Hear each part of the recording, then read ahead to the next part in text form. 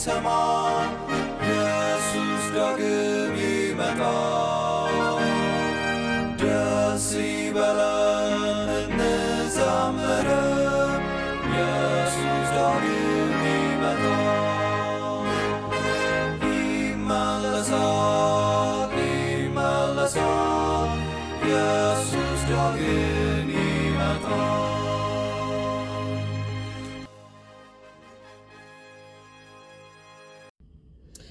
ውድ የጌታ ወገኖች በተለያየ ቦታ ሆናችሁ ይህንን ፕሮግራማችንን የምትከታተሉ ሁሉ ከእግዚአብሔር ከአባታችን ከጌታችንም ከኢየሱስ ክርስቶስ ጸጋና ሰላም ለእናንተ ይሁን እያልኩኝ ሁላችሁንም ወደዚህ ወደ 21 ቀን የጾምና የጸሎት ፕሮግራማችን እንኳን ደህና መጣችሁ የምላችሁ እህታችሁ ገነት ነኝ ከኤድመንተን ካናዳ።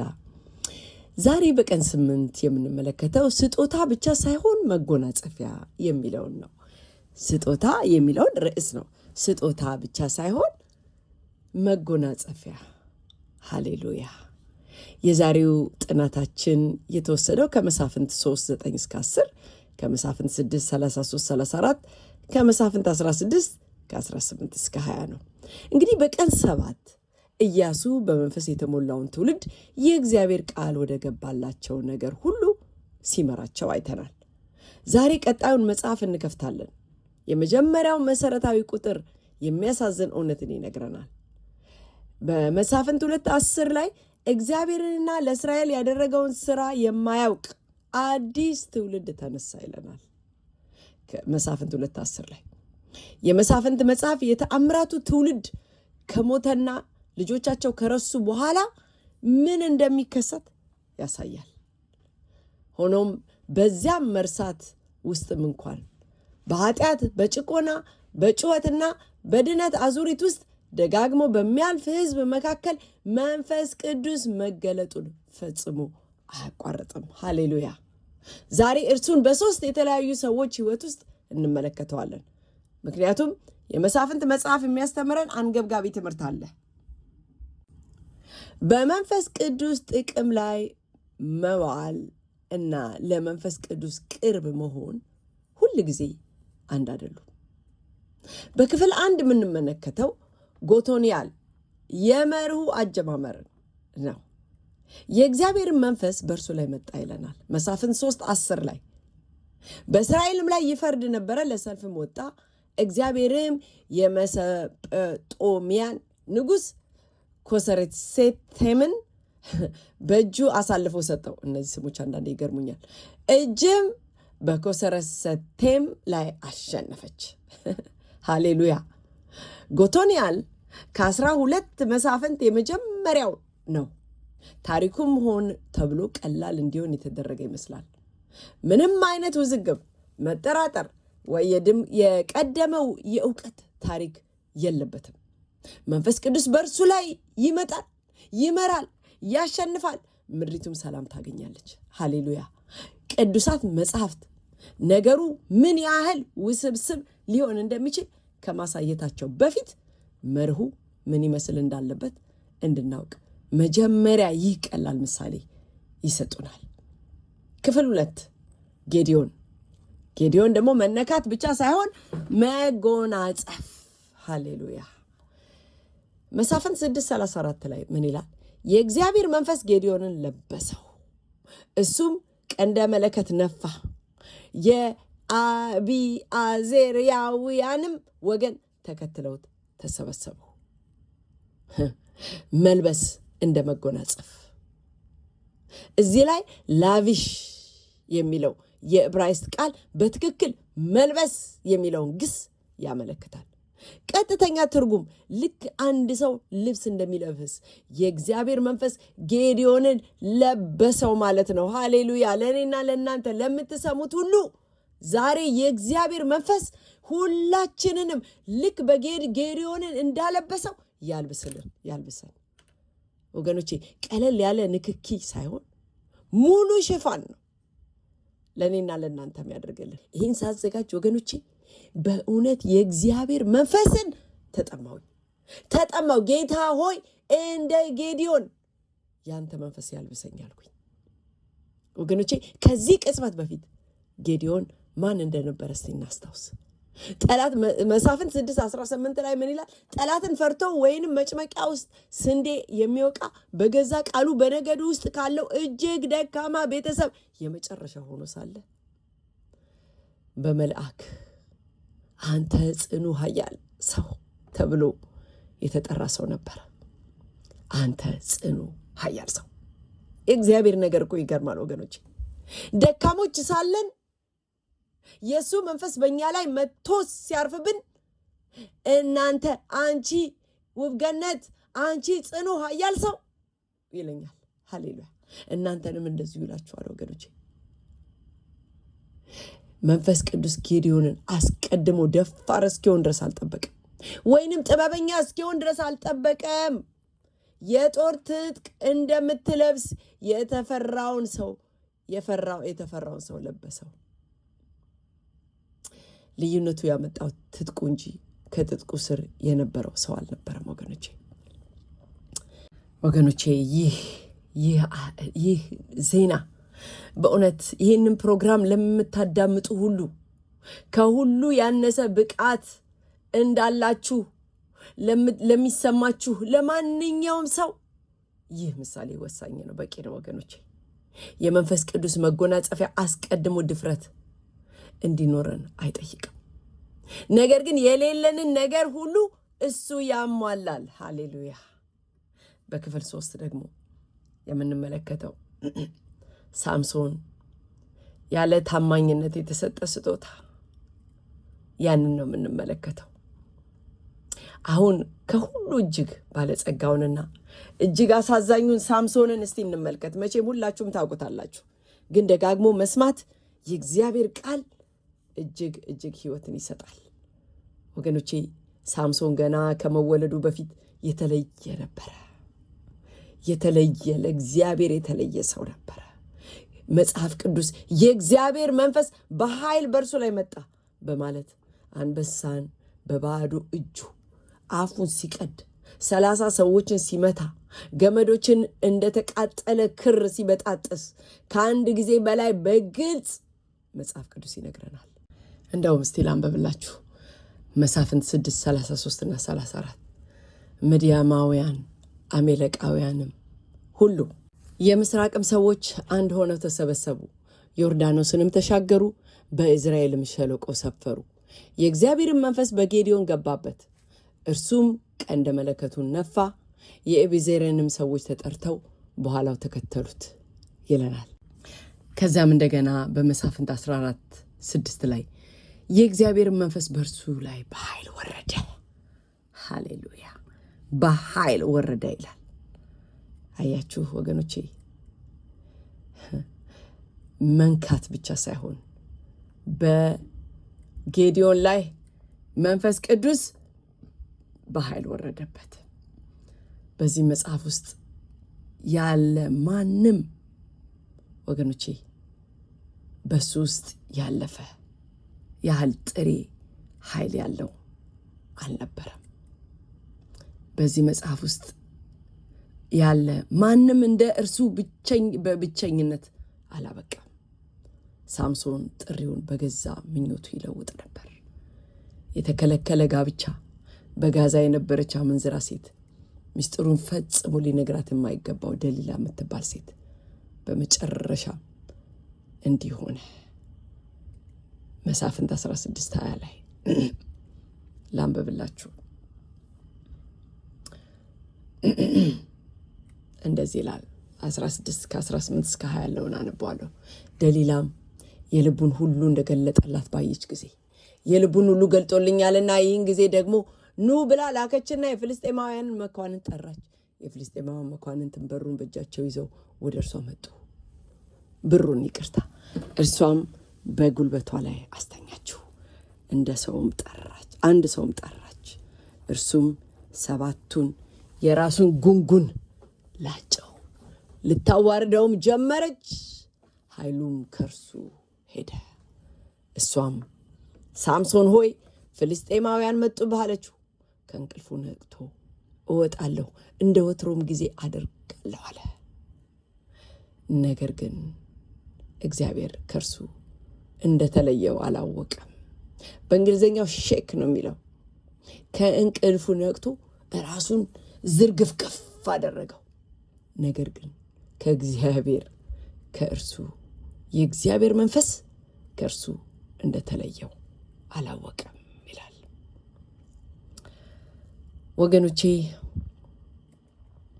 ይህን አረፍተ ነገር በድጋሚ ቀስ ብለን ልንመለከተው ይገባል። የእግዚአብሔር መንፈስ ከእርሱ እንደራቀ አላወቀም ነበር ይላል። በመላው የመሳፍንት መጽሐፍ ውስጥ እጅግ አስፈሪው አረፍተ ነገር ይሄ ነው ብዬ አምናለሁ። በገዛ ኃይሉ የነበረው መተማመን ፈጽሞ አልተናወጠም። ሙሉ በሙሉ እስከተወው ቅጽበት ድረስ። ምክንያቱም ስጦታውና ዝምድናው አንድ አይነት እንደሆኑ በማሰብ ጊዜ ረጅም ጊዜ አሳልፎ ነበረ። ታዲያ እነዚህን ሁሉ ታሪኮች ወገኖቼ ወደ ራሳችን ስናወርዳቸው፣ ወደ ራሳችን ሕይወት ስናመጣቸው 3 ሰዎች አንድ መንፈስ የነበራቸው 3 አመለካከት ጎቶንያል ቀላል መታዘዝ ምን እንደሚመስል ያሳየናል። በጣም በጣም ቀላል የሆነ እሺ ማለት ጌዲዮን ብቃት ማጣት ፈጽሞ ከጥቅም ውጭ እንደማያደርግ ያሳየናል። መንፈስ ቅዱስ ፈሪዎችን ያጎናጽፋል እንጂ መፍራታቸውን እስኪያቆሙ አይጠብቅም። ሳምሶን ደግሞ ማንኛውም ባለስጦታ ሰው በመጨረሻ የሚጋፈጠውን አደጋ ያሳየናል። ወገኖቼ መንፈስ ቅዱስ በእኔና በእናንተ ላይ ሞላ ማለት ከኃጢአት እንድንርቅ ጋራንቲ፣ ከፈተና እንድንርቅ ጋራንቲ አይሰጠንም።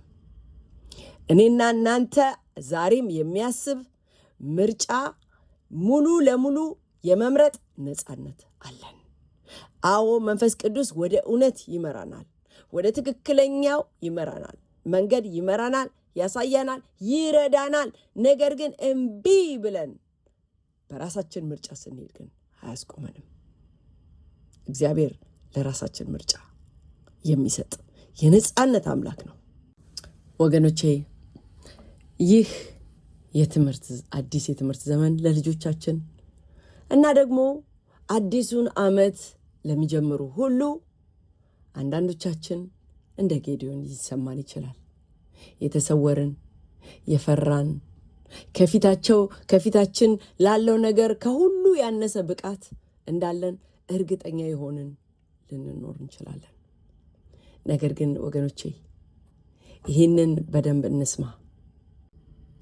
መንፈስ ቅዱስ እኔና እናንተን ከመጠቀሙ በፊት ድፍረትን በራሳችን መፍጠር አያስፈልገንም። እሱ ሰዎችን ባሉበት ሁኔታ መንፈሱን ያጎናጽፋቸዋል። ስለዚህ ልክ እንደ ጌዲዮን እኔና እናንተንም ልጆቻችንንም ባለንበት ሁኔታ ያ የመንፈስ ቅዱስ ኃይልን ያጎናጽፈናል። ምናልባት አንዳንዶቻችን በተፈጥሮ የታደለን እጅግ ጎበዝ የሆንን ሁሉም ሰው አስቀድሞ ጠንካራ ብሎ የሚጠራን ልንኖር እንችላለን። ዛሬ ያ የሳምሶን ማስጠንቀቂያ ለሁላችንም ያስፈልገናል። ከእግዚአብሔር ጋር ያለው የቀረበ ግንኙነት በስውር ካበቃ በኋላ እንኳን ስጦታውን ለተወሰነ ጊዜ መስራቱ ሊቀጥል ይችላል። ወገኖቼ እግዚአብሔርን በተውነ ጊዜ እንኳን ግን ያ ለተወሰነ ጊዜ ነው። ብርታታችን ምንም ችግር እንደሌለብን እንዲያሳምነን አንፍቀድለት ወገኖቼ። ጤንነታችን፣ ጤነኞች መሆናችን፣ ጥንካሬያችን ምንም ችግር እንደሌለብን ጠንካሮች እንደሆንን ሁል ጊዜ ጸንተን የምንቆም እንደሆንን አድርጎ ሊያሳምነን ይችላል። ነገር ግን አንፍቀድለት ወገኖቼ። በትክክል የት ደረጃ ላይ እኔና እናንተ እንዳለን የሚያሳየን ውጤታችን ሳይሆን ከእርሱ ጋር ያለን ግንኙነት ብቻ ይሁንልን። ሃሌሉያ። ታዲያ በክርስቶስ አዲስ ስንሆንስ በመጽሐፍ ውስጥ ያለ እያንዳንዱ መሳፍንት ታማኞቹ እንኳን ሳይቀሩ በመጨረሻ ይወድቃሉ ወይም ይሞታሉ። እንደገና ያ ዙሪት እንደገና ይጀምራል። ምክንያቱም እስራኤል ሁል ጊዜ አዲስ ታዳጊ፣ አዲስ ወጣት፣ አዲስ ልጅ ያስፈልገው ነበረ። በዮሐንስ 3:34 ላይ ዮሐንስ ኢየሱስ የተለየ እንደሆነ ለኢየሱስ የተለየ እንደሆነ ይነግረናል። እግዚአብሔርን መንፈሱን ለእርሱ ሰፍሮ አይሰጠውም።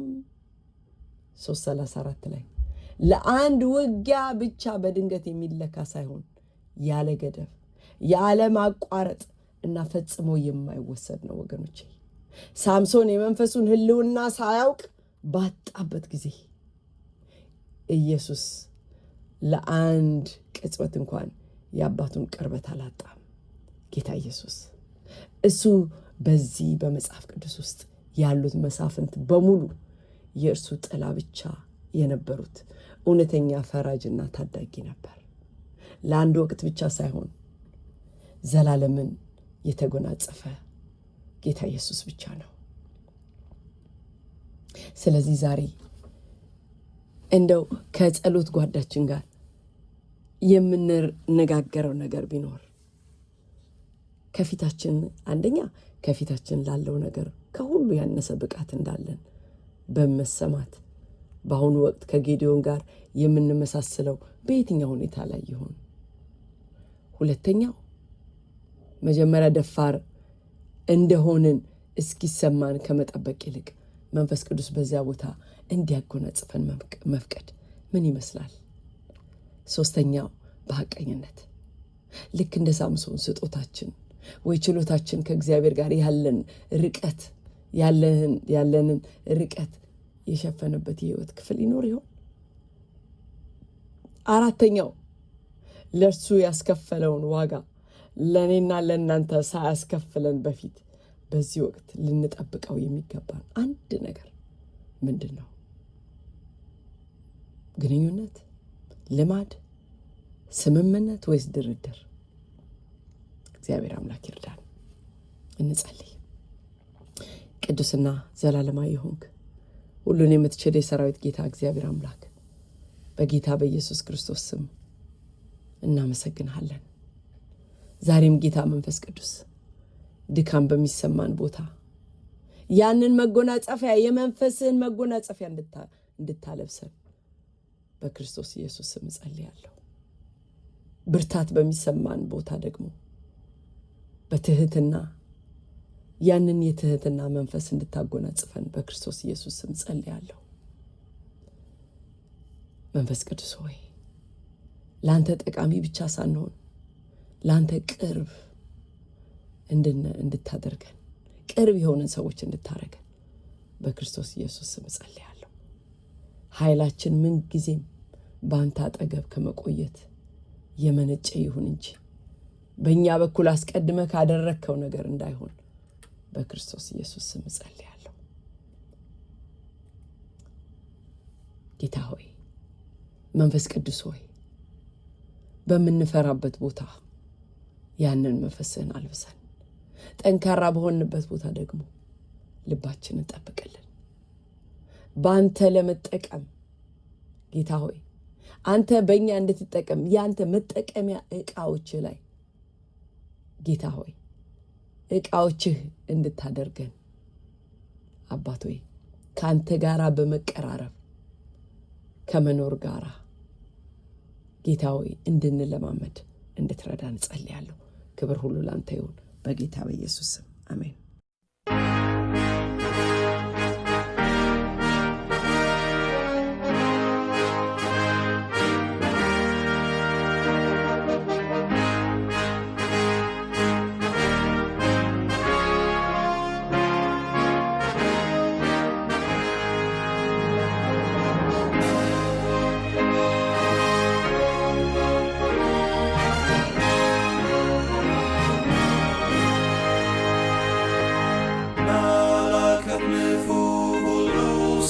ሰማ ኢየሱስ ዳግም ይመጣ። ደስ ይበለን እንዘምር ኢየሱስ ዳግም ይመለሳል ይመለሳል ኢየሱስ ዳግም ይመጣል። ተራሮቹ ሜዳም እንዲሁ ኢየሱስ ዳግም ይመጣል። ኢየሱስ ይመጣል በክብር ዙፋን ኢየሱስ ዳግም ይመጣል። ይመለሳል ይመለሳል ኢየሱስ ዳግም ይመጣል።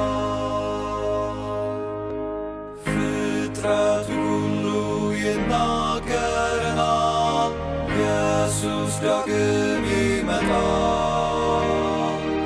እስከ ባህር ዳር ሁሉ ያየዋል ኢየሱስ ዳግም ይመጣል። ይመለሳል ይመለሳል ኢየሱስ ዳግም ይመጣል። የምድር መናወጥ ለሰዎች ይላል ኢየሱስ ዳግም ይመጣል። አውሎ ነፋስም ያስታውቀናል ኢየሱስ ዳግም ይመጣል። ይመለሳል ይመለሳል ኢየሱስ ዳግም ይመጣል። ሕዝብም ይቆጣል በዚህ ይታወቃል ኢየሱስ ዳግም ይመጣል። ሕዝብ ይራወጣል እውቀት ይበዛል ኢየሱስ ዳግም ይመጣል። ይመለሳል